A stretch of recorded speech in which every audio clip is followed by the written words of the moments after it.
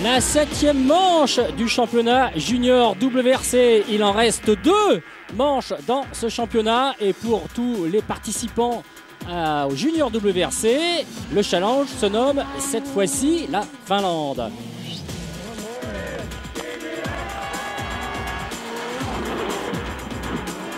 Et on va voir suivre justement tout ce qui s'est passé lors de cette manche en Finlande. Vous le savez, le rallye de Finlande qui est pour les juniors comme pour tous les pilotes de rallye au monde une sorte de panthéon pour celui qui veut l'emporter ici et qui l'apporte ici. C'est toujours absolument phénoménal au niveau de son palmarès. Et regardez ce qui se passe également au niveau des points du junior WRC. Michal Kosciuszko et Martin Prokop sont à égalité de points. En 3e position, on retrouve l'Allemand Aaron Bukart. C'est important cette position au championnat du monde pour les 2 pilotes. Kosciuszko qui reste sur une énorme déception chez lui en Pologne avec son abandon. Et qui me dit lui-même, qu'est-ce que je puis dire maintenant, il va falloir que j'assure la 2e place du championnat. Et oui, il pense déjà pratiquement plus à la 1re place parce que c'est son dernier rallye ici en Finlande.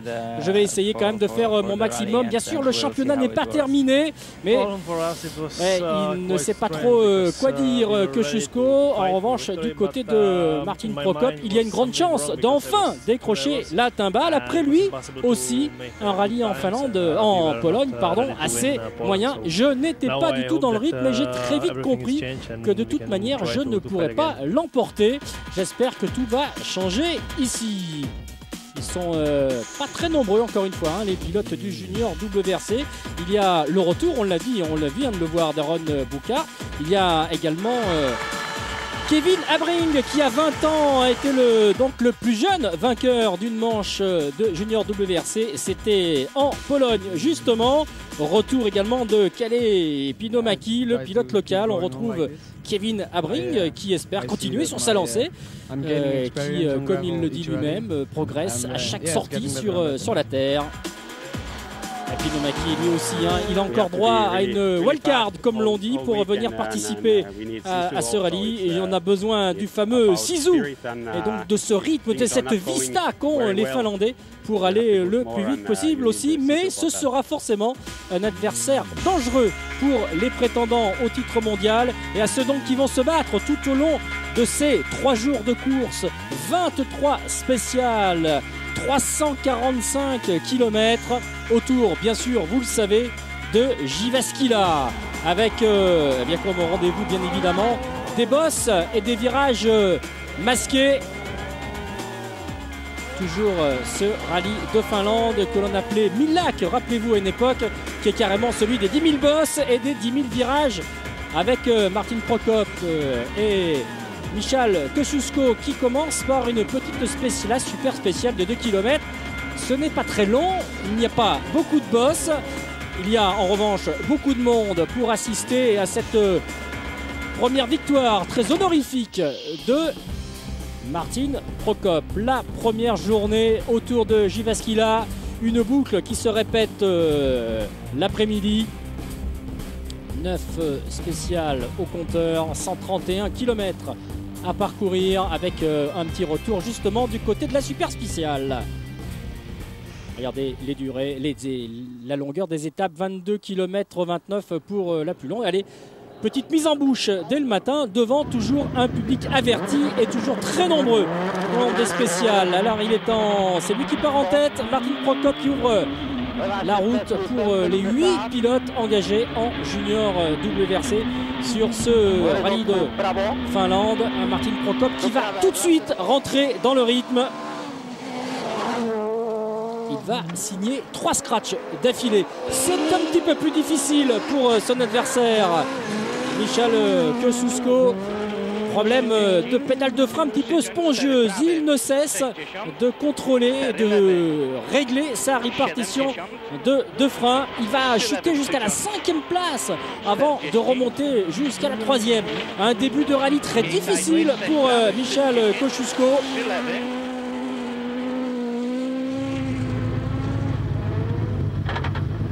Allez, on retrouve Kevin Abring également au départ de cette première journée. Il ne suffit pas d'avoir confiance en soi et en ses capacités pour aller vite en Finlande. Il faut également avoir beaucoup d'expérience. Pour l'instant, elle ne fait que entrer l'expérience pour Kevin Abring, qui va terminer la première partie des spéciales du jour à la 5e place. On retrouve également un nouveau venu, Mark Wallenwein, qui remplace Alessandro Bettega, un jeune pilote allemand de Stuttgart à 22 ans. Il assure, c'est pas le plus rapide, mais au moins il apprend un petit peu le métier. Allez, on retrouve un des pilotes favoris, incontestablement, de cette manche ici, Kalle Pinomäki.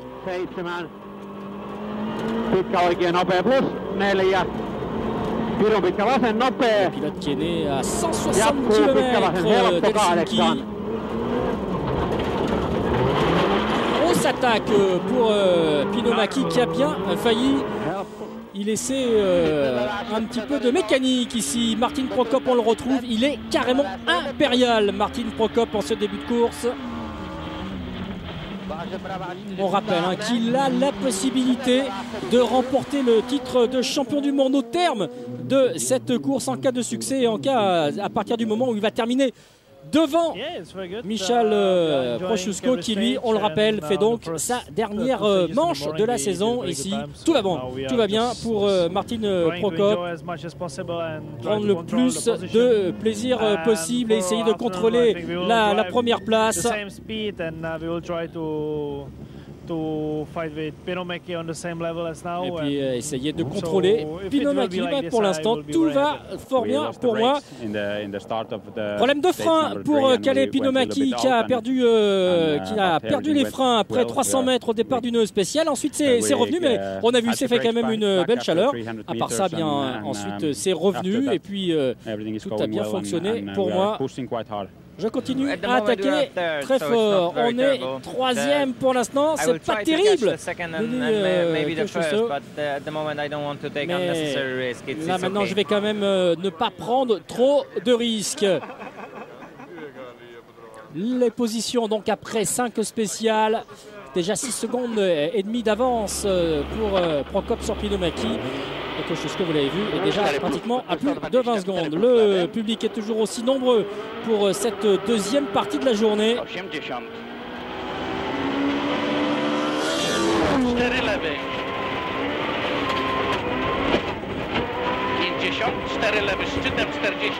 Et pour Kościuszko, la journée continue de ne pas être géniale avec une crevaison pour lui.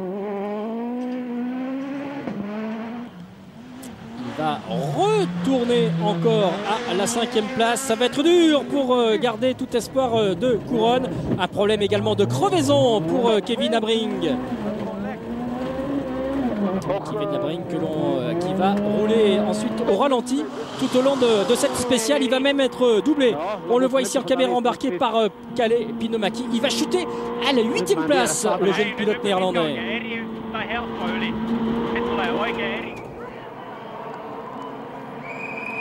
La première journée, en tout cas la première après-midi, est une affaire de crevaison.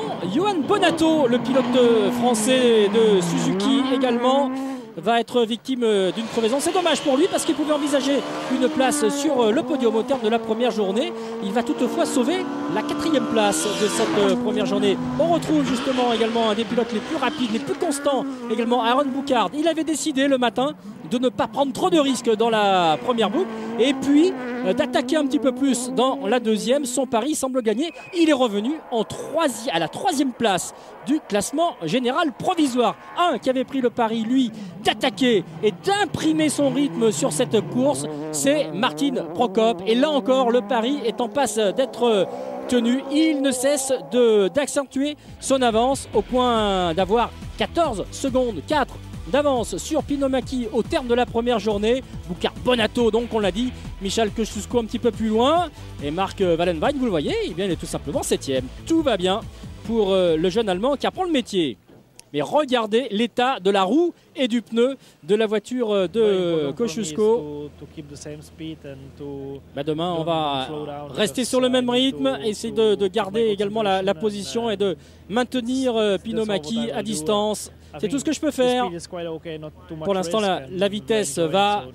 Je m'amuse sans prendre trop de risques. Tout va bien pour moi. On a fait un très très bon chrono dans la dernière spéciale de Nicalé Pino Maki. Mais enfin, la deuxième boucle était vraiment très dure. Hein. On a évité les crevaisons et ça a vraiment été de la chance pour nous. On va essayer d'attaquer un peu plus fort demain. Et pour Bouckaert qui essaye tout simplement de garder le bon rythme pour réussir là aussi une bonne performance le lendemain et garder cette position 3e au classement général.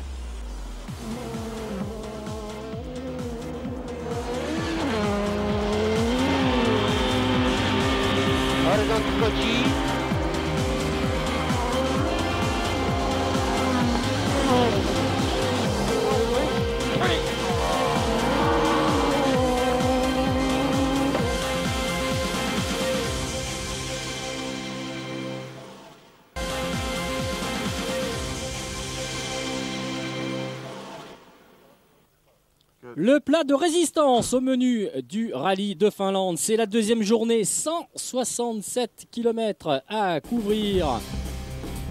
9 spéciales, les fameuses bosses de l'Östu et Varinmaja, la spéciale la plus longue de ce rallye.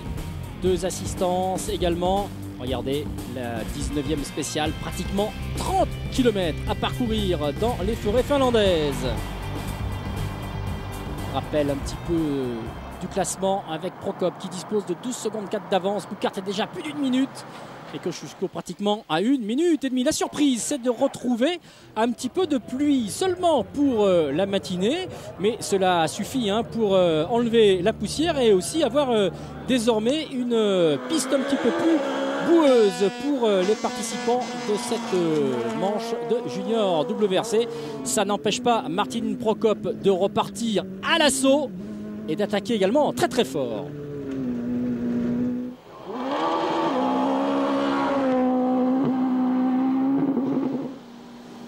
On retrouve également Kalle Pinomaki. Il se fait désormais au pilotage de sa R3. Il va également très très vite dans ce début de journée, mais là encore, il va être victime de soucis de frein, une canalisation qui va être arrachée et le Finlandais n'a plus que son frein à main pour ralentir sa voiture. La bataille pour la 3e place entre les 2 équipiers de Suzuki, entre Aron Bouckaert et Kosciuszko qui essayent de reprendre du temps sur Bouckaert. Là aussi, l'idée bien sûr c'est de continuer à mettre la pression, pourquoi pas à distance sur Prokop, mais également de marquer le maximum de points pour garder la 2e place au classement général du junior WRC. Journée un petit peu difficile pour Johan Bonato qui doit abandonner après une petite sortie de piste.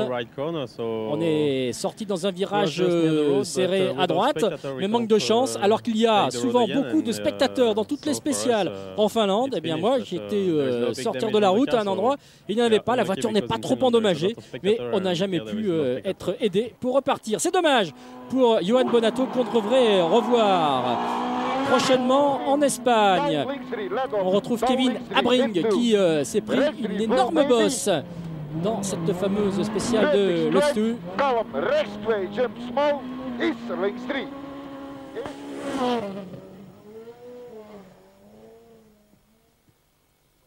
Prokop continue d'accentuer son avance. 34 secondes désormais sur Pino Maki. Il est impérial, le pilote tchèque. De plus en plus nombreux, d'autant plus que la pluie s'est arrêtée. La grosse attaque encore une fois pour Kevin Abring qui tente toujours de revenir et encore une fois on le retrouve sur les bosses. On a l'impression quand même que son navigateur a eu très mal au dos. Il n'est pas le seul à avoir eu mal. Le radiateur également de la Clio R3 a souffert dans cette grosse réception de boss. C'est l'abandon pour Kevin Abring, c'est donc le métier qui rentre. Autre grosse sortie de route dans cette deuxième journée, celle de Luca Criotti. Heureusement, hein, ni le pilote ni le copilote ne sont blessés. On retrouve Marc Wallenwein. Il est revenu en 6e position.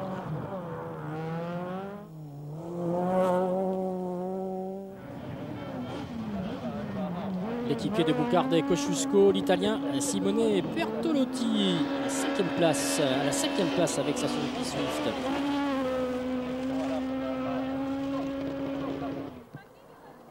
On revient sur la tête de course avec Kalle Pinomaki, toujours à l'attaque, mais encore une fois avec des soucis. Il a perdu le protège carter sous sa voiture et bien évidemment il a bien du mal à suivre le rythme. Il a quand même toutefois remporté 3 décis spéciales du jour. Pas de problème en revanche pour Martin Prokop. Après la 16e spéciale, il a encore un petit peu accentué son avance, désormais supérieure à 40 secondes. Et on retrouve encore une fois la bagarre entre pilote Suzuki pour la 3e place.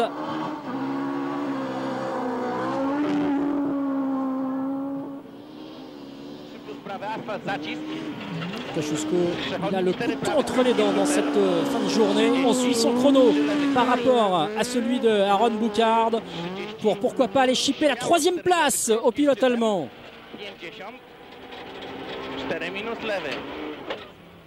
Et oui, c'est fait pour 7 secondes. La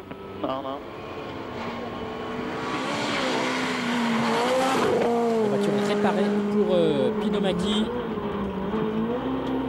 Il veut absolument montrer à Prokop qu'il est là, qu'il est en embuscade et qu'il ne lâchera rien jusqu'à la fin de ce rallye. C'était une relative bonne journée pour nous. On a eu des problèmes de frein ce matin. On a perdu à peu près une vingtaine de secondes. Après, tout s'est pas trop mal passé pour nous. Pas de problème pour Martin Prokop pour rester en tête de ce rallye à la fin de la deuxième journée. Très bonne position pour demain, mais aussi pour le championnat. Moi, je dois rester concentré, je dois garder ma vitesse. C'est tout ce que j'ai à faire. Effectivement, il a perdu un petit peu de temps sur la fin. Il a quand même pas loin de 30 secondes d'avance désormais sur Pinomaki. Kosciuszko, lui, est à plus de 3 minutes. Allez, la dernière journée, c'est presque rien par rapport à ce qu'on a vécu lors des 2 jours précédents. 47 km de spécial.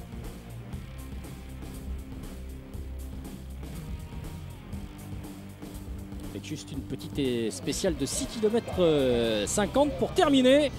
Et pour Martin Prokop qui a échoué à plusieurs fois pour le titre de champion, la pression est en train de monter forcément. Il a la possibilité enfin de décrocher un titre après avoir été déjà 2 fois vice-champion.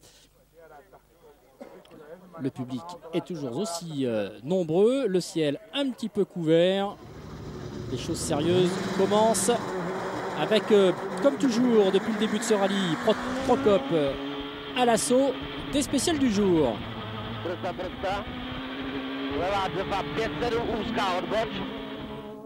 Il n'est pas du tout paralysé par l'enjeu. Prokop, c'est lui qui continue de donner le rythme et le tempo à ce rallye. Il attaque. Kosciuszko fait de même. On avait également un très beau passage de Pinomaki. Do uklewy ciągły szczytem 50, 5 plus prawy krótki 70.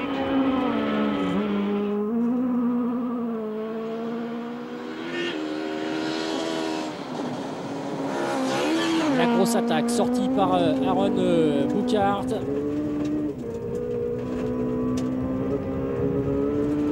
Ce qu'il voit apparaître pour lui, c'est la possibilité d'enlever la 2e place du championnat au terme du rallye de Catalogne en Espagne, et c'est pour ça qu'il attaque un maximum essayer de, pourquoi pas, aller chipper la 3e place encore à Kosciuszko. En tout cas, marquer de gros points pour Aaron Bouchard.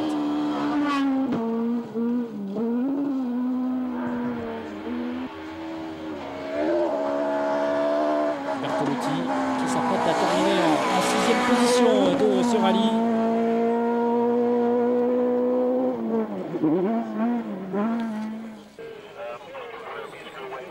La 23e et dernière spéciale de ce rallye de Finlande, catégorie junior WRC. Et on va être avec Martin Prokop quand il va franchir la ligne d'arrivée en vainqueur et en champion.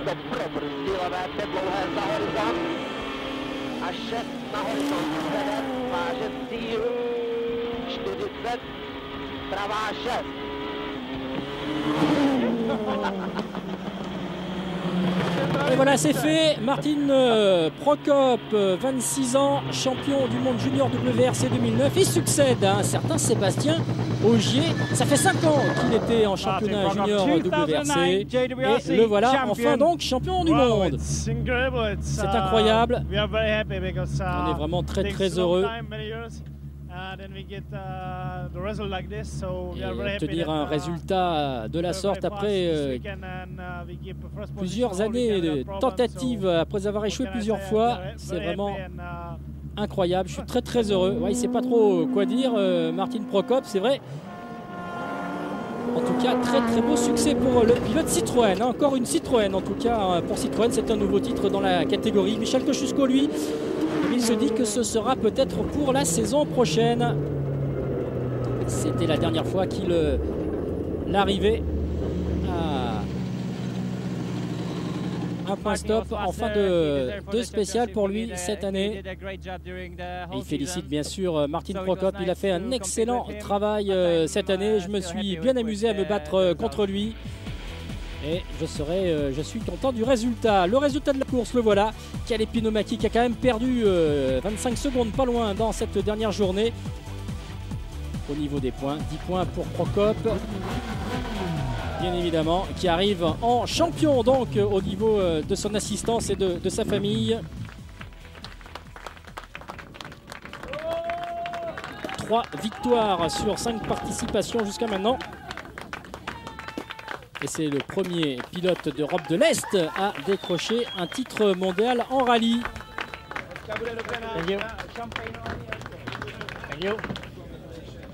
Tout le monde est là, sa sœur Petra, son père, sa mère, Martin Prokop.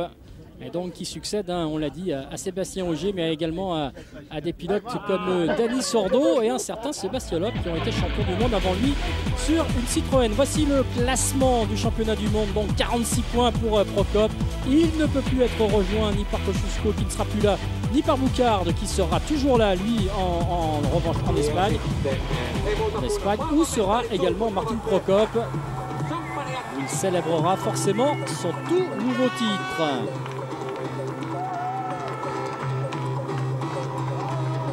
Et rendez-vous justement pour le résumé de ce rallye de Catalogne sur Motors TV. Salut à tous.